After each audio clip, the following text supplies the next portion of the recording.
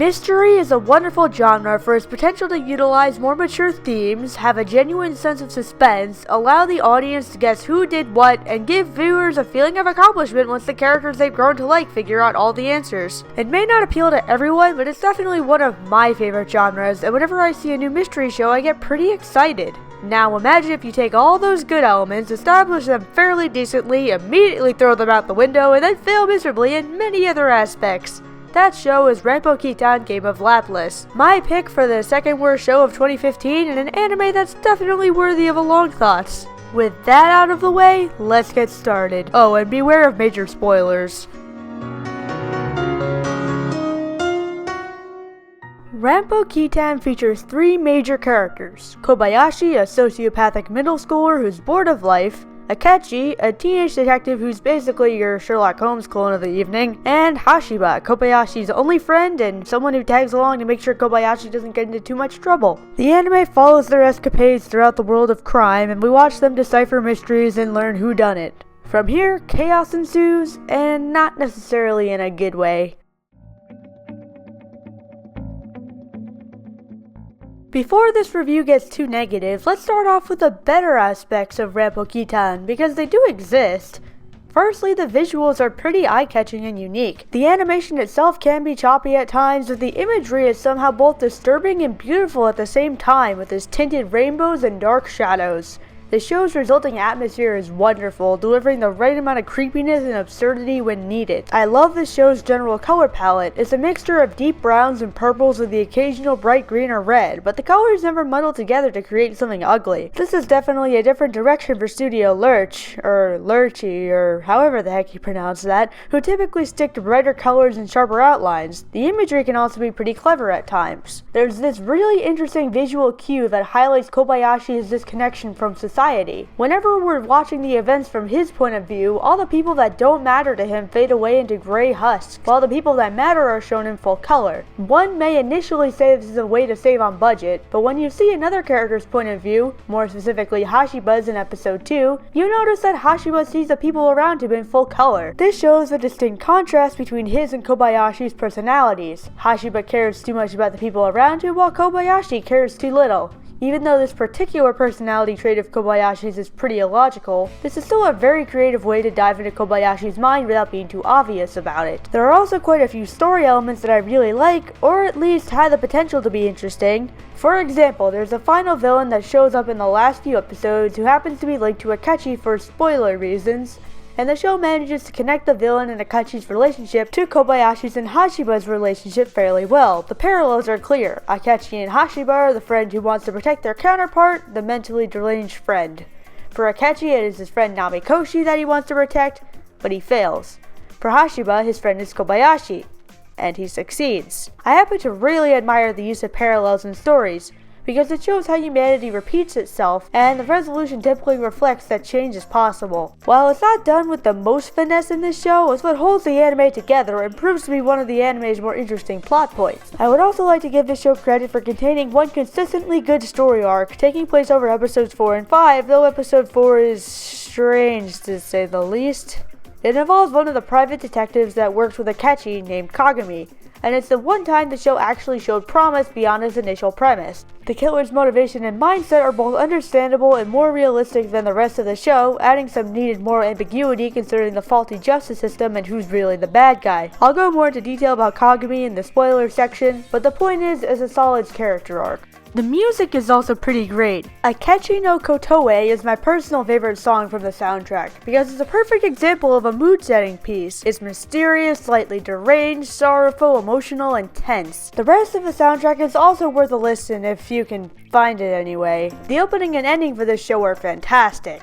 The opening song is a perfect fit for the mystery show that Rampo Kitan could have been, despite some really questionable and needlessly dark lyrics. The ending song is one of my absolute favorites. The innocent vocals backed by the unstable music and violent imagery make for one intense and memorable ending sequence. If anything, just check out the music.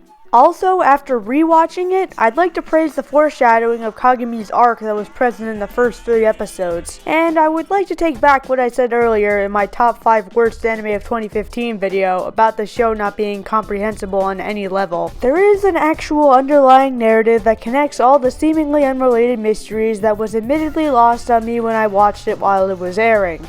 That doesn't make the climax any less confusing or improbable, or really do anything to fix the main issues within the show for that matter, but it puts it a step above something like Beautiful Bones, where there's absolutely no point to the side mysteries at all. I have to give this show credit. Rampo Kitan does try to create a cohesive story and make his plot points matter in some way, even if most of the side stories could have been condensed to create a more efficient and better developed overall package in the end. So, with all that praise out of the way, what exactly went wrong then? Well, let's get into that, because while it is worth pointing out Rampo Kitan's positives, there are many things wrong with this show, as you've probably already guessed. Though the reasons behind all those problems tie into a single, lethal flaw: the lack of believable context and explanation.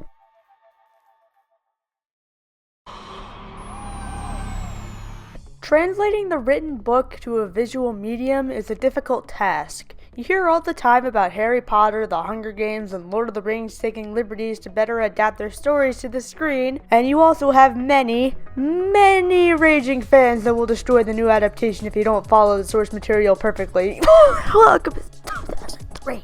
You can see this in many anime adaptations of light novels, where many fans point out that the anime leaves out details pertaining to the world-building, story, or character to save time. As someone who doesn't typically read light novels, I can't really verify this for myself, so I'll just take their word for it. There are a few examples of the opposite occurring, like how the disappearance of Haruhi Suzumiya enhanced his story through the visuals and atmosphere, but it's still rare. Rampo Kitan had the task of adapting multiple short stories written by Edogawa Rampo, an author that many consider to be Japan's answer to Sir Arthur Conan Doyle and to some extent Edgar Allan Poe, into the animated medium. I have not read any of his works at the time of this video, but for more information I highly recommend checking out the Kanapa Effect's wonderful video about the topic. From what I can gather, Edogawa Rampo wrote anecdotes about the surreal, psychological, and demented aspects of humanity, which sounds like it could make for an interesting anime. Maybe it could have been something like what the Aoi Bungaku series did for Osamu Daizai's novel No Longer Human. However, something about the surreality of Edogawa Rampo's works is lost in this anime, because it tried to put his stories into a modern, normal setting while failing to adapt that setting to the mood of his books. I know that there are a lot of surreal and truly disturbing going-ons in our current world. Despite this, I think you can make a fair assumption that most murderers don't turn their victims into chairs, don't go around with bags on their head, or orchestrate huge plans that barely make any sense, all within the same town and around the same time. I don't know much about the world of crime, granted, but I don't think the police get many calls about stuff like that, unless they live in a crime-ridden city. And, for the record, I did do some research on some of the most heinous crimes committed in history, and none of them are remotely similar to what goes on in this show. In Rampo Kitan, the audience is never given a clear cue that these characters live in a bad neighborhood that could produce complete psychopaths. So most people, including myself, probably made the assumption that the characters live in a relatively normal town. Now, you may say, but this is an anime. Where's suspension of disbelief? Of course these characters don't live in a normal town. Oh, believe me, I can suspend my disbelief. I can watch muscular men duke it out with the power of sunlight and JoJo's Bizarre Adventure, believe a version of New York City with monsters and superpowers could exist in Kekai Sensen, and enjoy a future where everyone can be a superhero in My Hero Academia. However, in those cases, it is made very clear that those stories take place in either an altered or different reality. Rampo Kitan never makes that distinction, meaning I have no idea how separated this reality is meant to be from what I perceive to be normal. Once an anime decides to make stuff up without establishing a world in which I can gather context clues, my suspension of disbelief begins to crack, and Rampo Kitan broke it to the point where sometimes I was wondering if it was intentional, like Mayoga except more ambiguous. I think the best way to accentuate my points would be to use an example. Let's take a scene in episode 2 when the killer of Kobayashi's teacher is revealed. As it turns out, it was a girl in his class. Okay, I can believe that, but that's before we learn her motivation. So the teacher is actually the serial killer and the 14-year-old girl is in love with him. I've heard of more messed up stories, so I'm still on board, though skeptical. Then, she killed him and framed Kobayashi because the teacher expressed an attraction to Kobayashi. Apparently, she was part of his little posse of wannabe murder victims, and she wanted to, and I quote, become his chair. Wait, what? That's going a little too far for a character that wasn't foreshadowed, was barely introduced beforehand, and had seemingly no role in the story. First off, if the show had given her some more backstory on this, like allowing the audience to see her fall in love with the teacher to the point of insanity, this motivation wouldn't be so bad. The story tries to do this by stating that she is lonely before the teacher starts showing his affection, and that she was jealous of Kobayashi because the teacher began to fall in love with him. It sounds like a logical explanation, but the show gives you nothing to comprehend except for this. The audience never sees the environment she grew up in or understands why she was lonely in the first place. Instead, the show does the bare minimum of characterization by merely explaining this motivation to the audience, instead of just showing it unfold. I'd also like to point out that the show completely screws over its solving the mystery aspect because it never gives you any clues pointing to her being the murderer previously. The reason why is because she is never shown as an important character or suspect beforehand. In fact, she's presented as a complete side character that no typical viewer should ever care about, with her face being grayed out through Kobayashi's vision. In keeping with the idea that the grayed out people are irrelevant, why would the audience think that any possible clue surrounding her would be important, whether it indicates guilt or innocence? Oh, and the one clue pointing to her guilt is so seemingly inconsequential that it is impossible to pick up on unless you're the impossibly perceptive Kobayashi. Speaking of Kobayashi, to add on to the unbelievability, the way this entire backstory is discovered by the audience is that Kobayashi somehow pulls information out of who knows where and gets everything right and then tells the audience the mental process that got him to this conclusion. How boring, generic, and lazy. He is a boy who was not even in high school yet, and he can somehow figure out a case that trained professionals can't figure out by merely interpreting a random piece of dialogue correctly. Oh yeah, he obtained the knowledge that the girl was the murderer because she previously said his body was arranged that way. It's like Inaho from Al Noah Zero or Kenya from Erased all over again. These kids are too smart to be realistic kids, especially because they beat out the experienced adults. So this solution feels like it suddenly appeared, making it seem convenient only to the plot. Nothing else destroys an experience for me as much as unnatural story progression and forced characterization. Though, again, I do believe this is due to the lack of detail and explanation behind these characters. Akechi, 20 Faces, Kagami, and Hashiba were the only characters that got any backstory, and even then it was barely enough to allow me to understand them.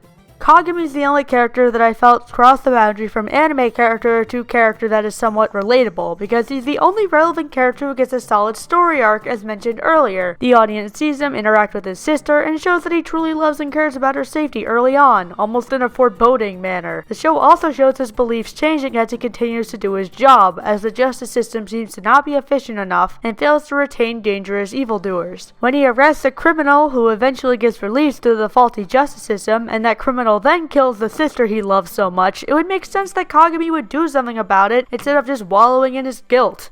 In his unstable state of mind, he takes on the persona of 20 Faces, killing criminals who were released into the public because of the broken justice system. And just to be clear, he's only taking on the persona of 20 Faces, he's not actually 20 Faces. It's a plot point of the show. Additionally, I did like Hashiba, though that's mainly because I like characters who are stubborn about the people they care about, not necessarily because he's a good character. His background as a rich boy from a high-class family didn't really come into play all that much, but considering his more naive and ignorant personality, I suppose it makes sense. I did find some other aspects of his character to be more of a missed opportunity though, like how he's attracted to Kobayashi. This element is mostly played up for laughs because it's established that the show knows Kobayashi looks like a girl and exploits the fact that he looks like a girl, even though it probably would have just been better if Kobayashi was a girl, but whatever. Wouldn't it have been interesting to see some sort of actual conflict arise from this aspect, like how Hashiba deals with his homosexuality in an environment that refuses it, especially considering his traditional background? Maybe I'm overthinking the show's main running joke, but it would have been a unique direction to take.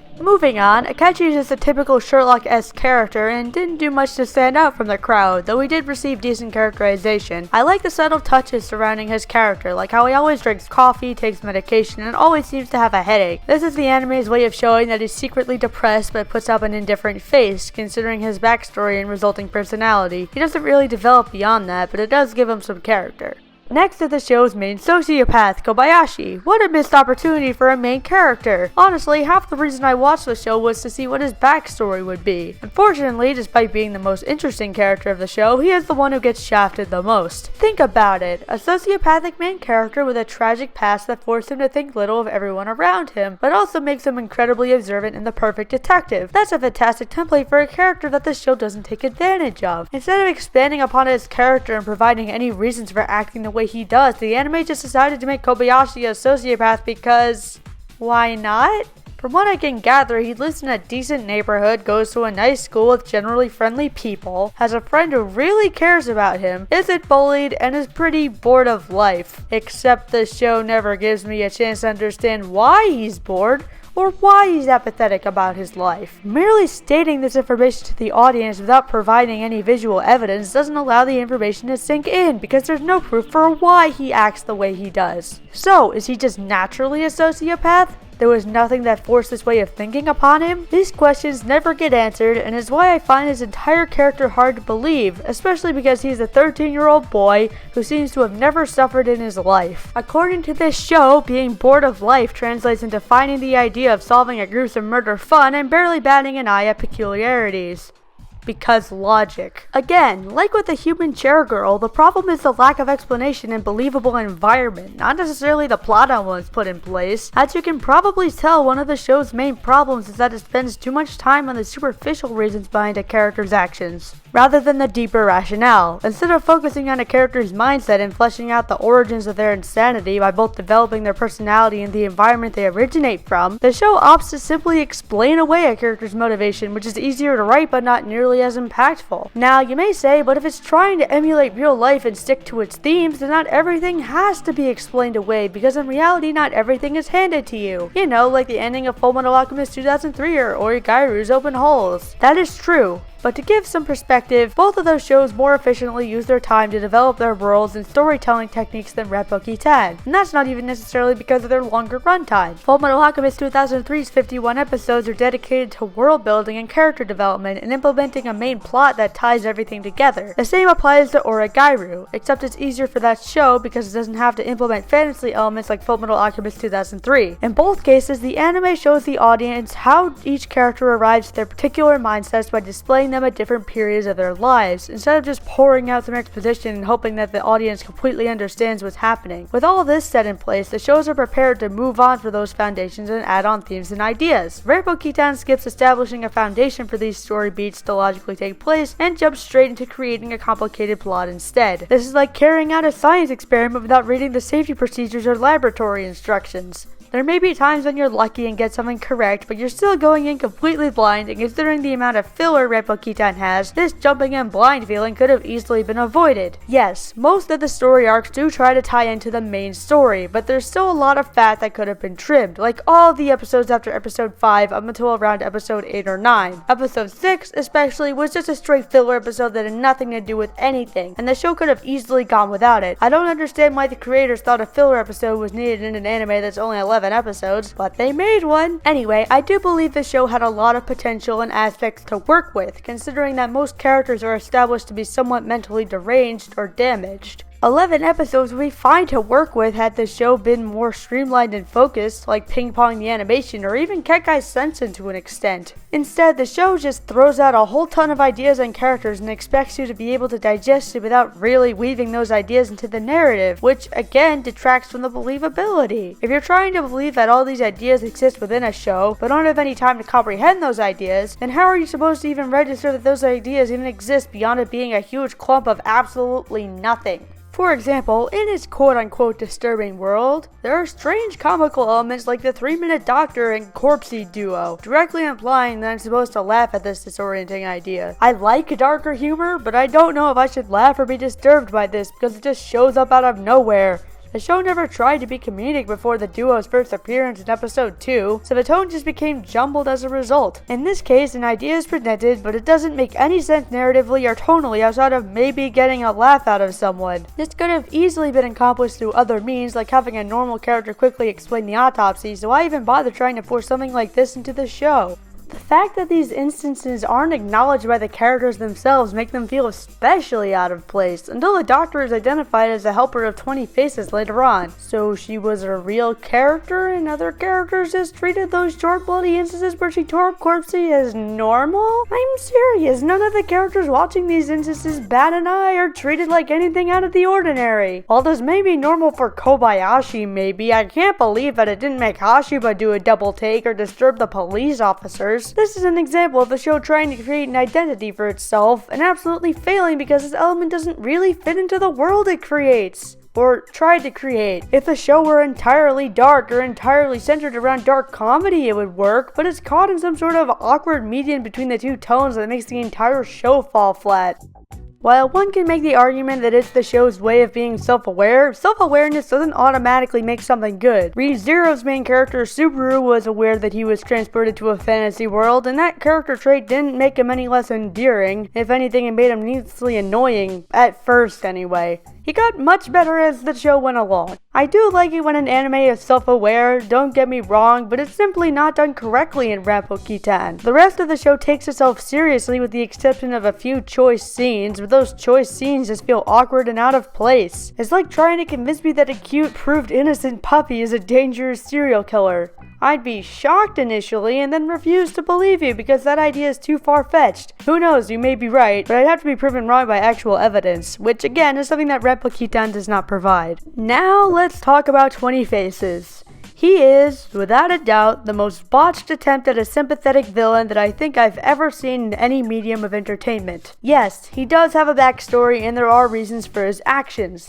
However, his backstory is absolutely ridiculous due to his over-the-top violence. Yes, before anyone objects, there are school districts where violence happens daily. I'm not trying to say that schools are free from this plight. Though, the neighborhood that 20 Faces lived in, whose real name is Namakoshi by the way, looks fine and never indicates any sign of violence. In fact, it's the same school that Hashiba and Kobayashi currently attend. Why isn't the audience given any notification that the school is a dangerous place like previous reports of bullying or metal detectors? Anyway, Namakoshi is a victim of bullying, which is actually a good foundation for a villain despite not being all that groundbreaking. The real nail in the coffin is how they attempted to expand upon that foundation. When Namakoshi becomes friends with Akechi, the bullies decide to re-exert their power over him.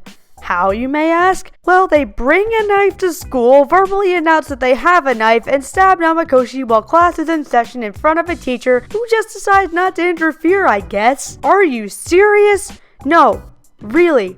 Are you serious? How the hell can anyone believe that? Why does the show expect me to believe that? Even if it's were to occur in real life, which I suppose is probably happened somewhere, wouldn't the teacher or a classmate at least call the police or attempt to get the student medical attention? Why did people just sit around and allow a stabbing to happen in front of their eyes during class? Oh, and to top it off, Namakoshi's parents don't even react normally to this stabbing. I mean, they were established earlier to be complete jerks who don't care about their son. When Namakoshi gets stabbed, they abandon him even further and don't call the hospital and or the police about it for fear of staining their reputation.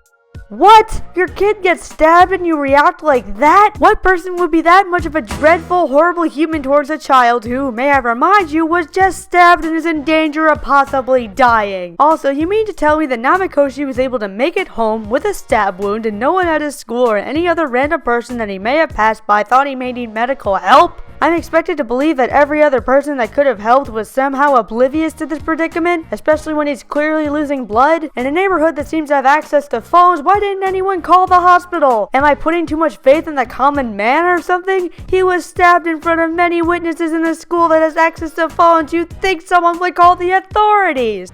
Oh, and don't even get me started on his final plan, or what the heck he and Akechi were developing. The algorithm they were constructing makes absolutely no sense to me, and for the sake of being efficient and not confusing the heck out of you, I won't go into it.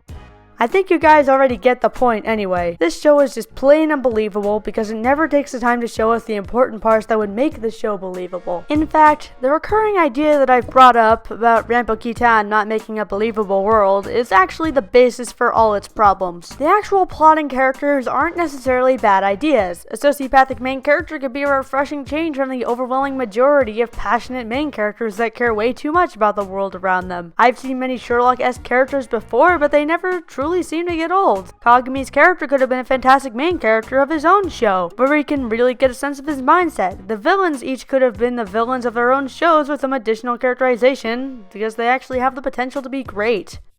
Before I conclude, I would like to address one more problem, which is about my own perspective of this show. I wouldn't be surprised if supporters of this show are typing in the comments, "You have no idea how the world works. You're being too easy on criminals. Most of them are just as screwed up as they are portrayed in the show." And you know what? You're absolutely right to accuse me of this, because, as I said earlier, I don't know much about the world of crime. I'm not a detective, nor a police officer, nor a criminal. All I am right now is some opinion-spewing reviewer on the internet, not an expert on criminology. In fact, maybe all this screwed up stuff is happening right under my nose in my very own town, and I just choose to ignore it, or just don't notice it. Maybe I am being too nice and optimistic about the world around me. It's entirely possible. I would like to reiterate, though, that Rampo Kitan is an anime. An anime, no matter how realistic or unrealistic, is an illusion that needs to make its audience believe what's unfolding in front of them is relevant to his or her life, either by being entertaining or thought-provoking. Therefore, it needs to construct itself by either borrowing ideas from real life or creating its own ideas, so it can establish characters that we can relate to and a story to become invested in. I know that I sound like I'm contradicting myself, considering how I criticized this anime for being too disconnected from reality earlier, but honestly, everything is about context. An anime should establish a world where you can apply context to a scene without questioning the logic behind that context, or wonder why there is no context to begin with. Rampo Kitan never does this, and that is where it ultimately fails.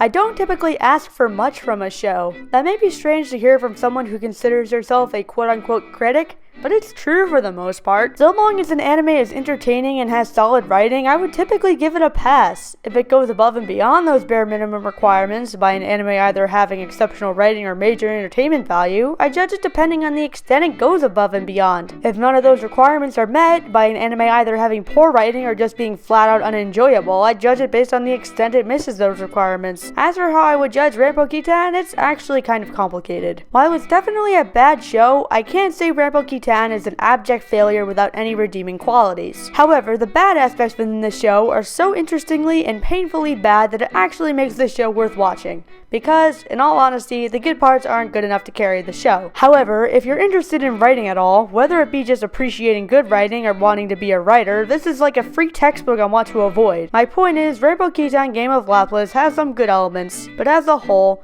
the only real positive it has going for it is to see how a show can completely crash, burn, and fail on nearly every level.